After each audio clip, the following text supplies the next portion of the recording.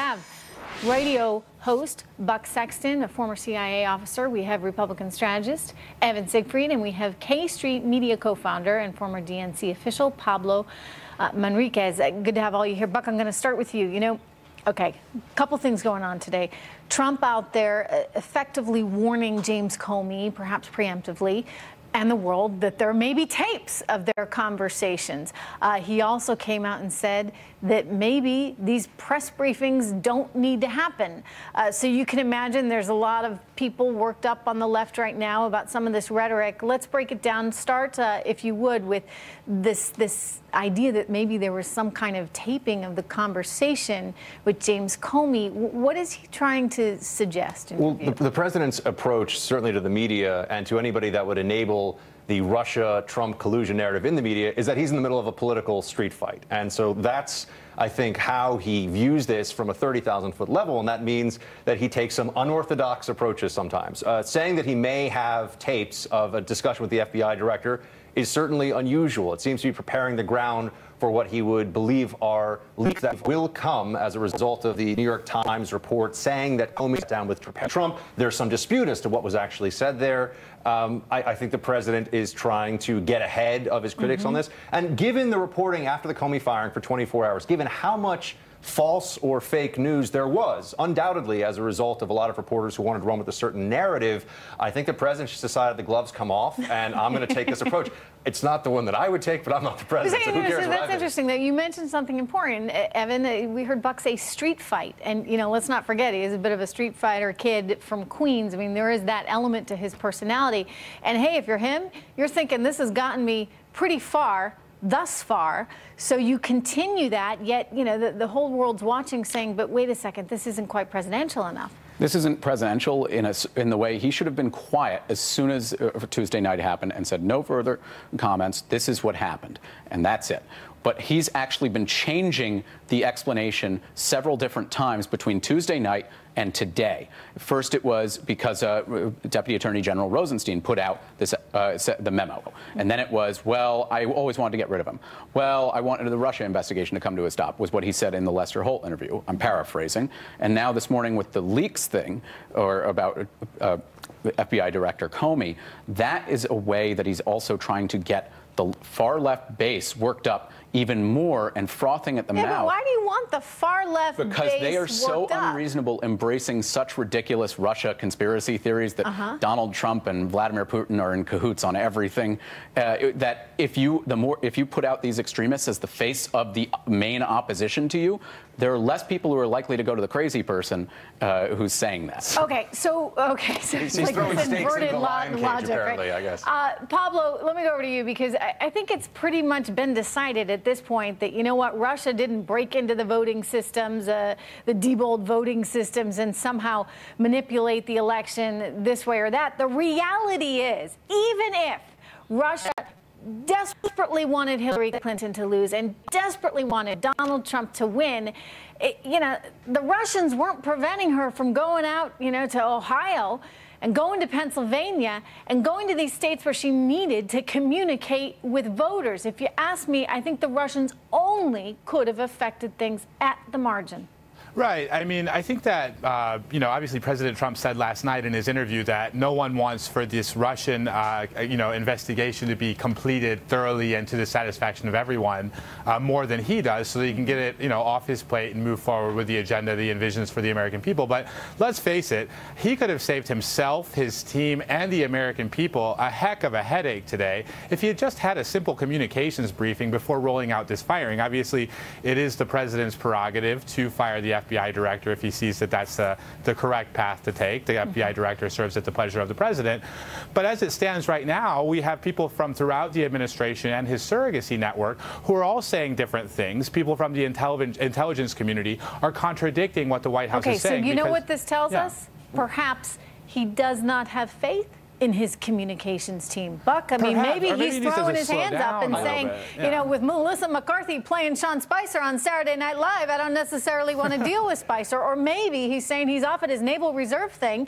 You know, maybe that's the problem. Melissa McCarthy's going around New York City in the podium. I don't know if you've seen this, but this is, oh yes, this is making the rounds right now. So everyone's gearing up for what will happen. You've got the podium, the hiding in the bushes that he was not actually hiding in, I should note. But I do think that there is a sense that the communication strategy needs some ironing out, and that may mean that there are changes in the very near future for the White House communications team.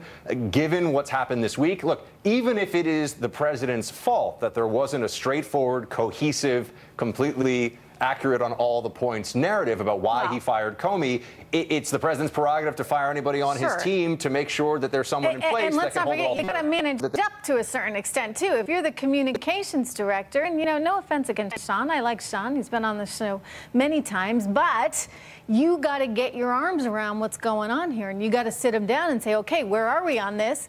And here's our talking points. Here's what we're feeding to the team as surrogates that's out there. Here's what you're saying. And if anything changes, let me know. But I mean, Evan, I don't know if any of that's getting done. We've looked at this communications team, and we're occasionally, as by the way, communications specialists ourselves, scratching our heads.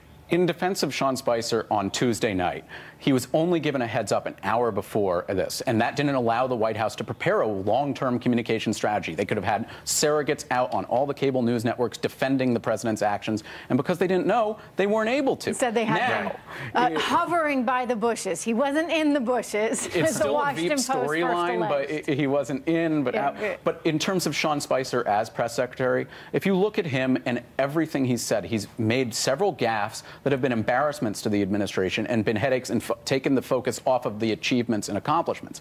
So you look at that, and then Sarah Huckabee Sanders with her great debut on Friday and her other briefings very this good. week. Very straightforward. Is far better at this than Sean Spicer. You know, look, you got to be calm under pressure, right, Pablo? That's part of the job, and you can't let them rattle you. And you know what? They want to rattle you. That's their whole goal.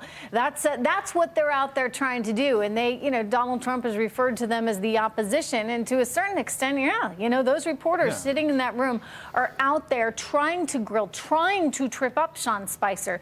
So, you know, you got to put your poker face on and just go. I think Sarah Huckabee did a very good job at that. Your thoughts?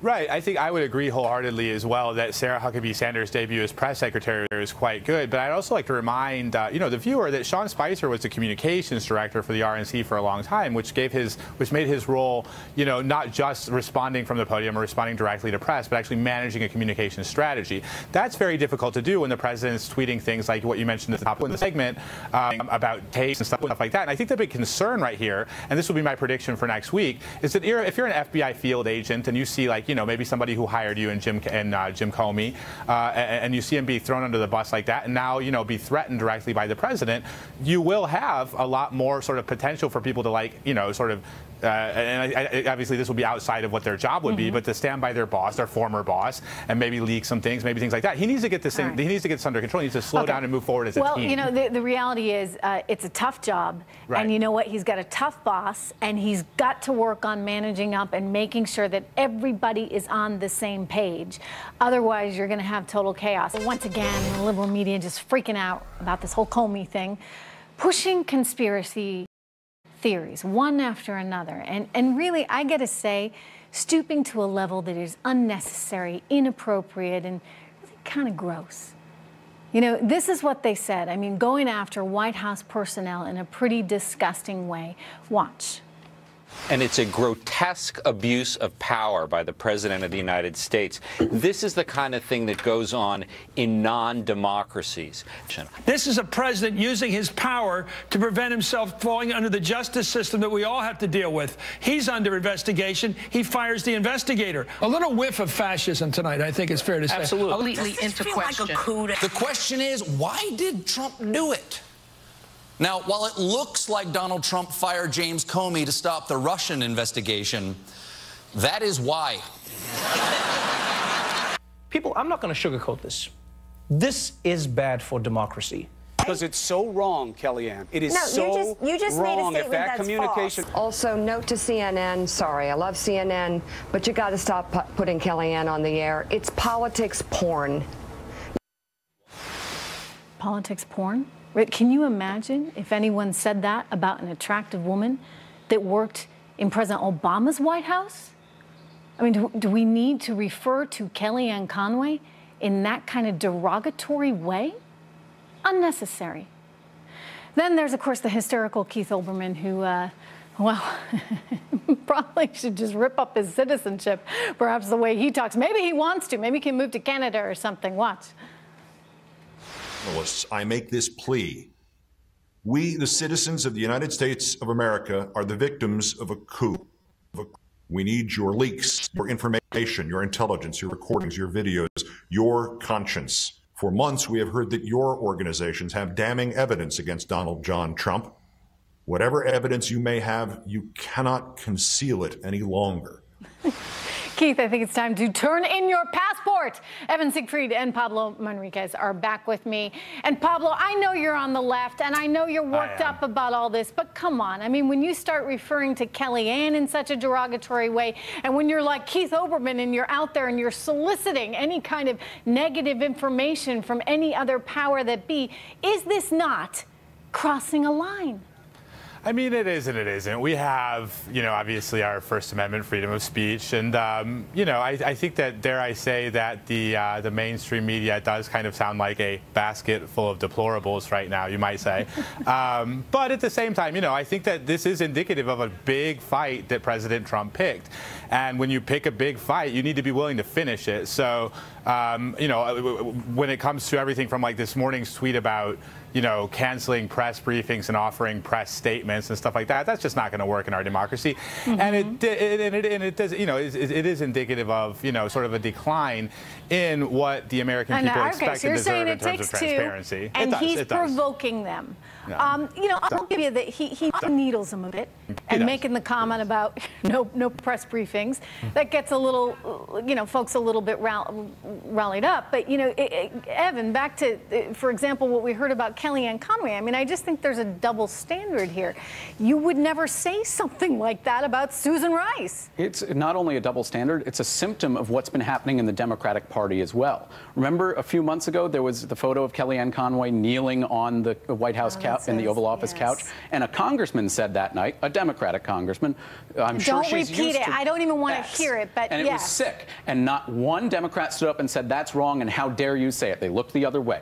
And if you look at what Democrats have done since they have lost this election, over 1,000 seats since 2010, they have gone out and embraced extremism. They're going out and embracing figures who are peddling conspiracy theories. Now you have U.S. senators actually saying that people like the Palmer Report and other conspiracy theorists online are mainstreaming ideas. And when Democrats don't stand up and condemn it, they're condoning it, and they believe this behavior of Olbermann et al. Is perfectly fine. What's happened to our society? Right. That we can see this much vitriol right now. I mean, Evan, I guess to a certain extent, we forget that historically, things like this have existed. It's just now that the media is so out front and center, we're seeing it on our screen 24/7. Right. This is not only that, but the first thing is when you have Keith Olbermann, who's been railing about for months how a foreign power somehow intervened and took over the leadership of the United States, and now yesterday he's saying, please, foreign power, come in and take over the leadership. That's just lunacy.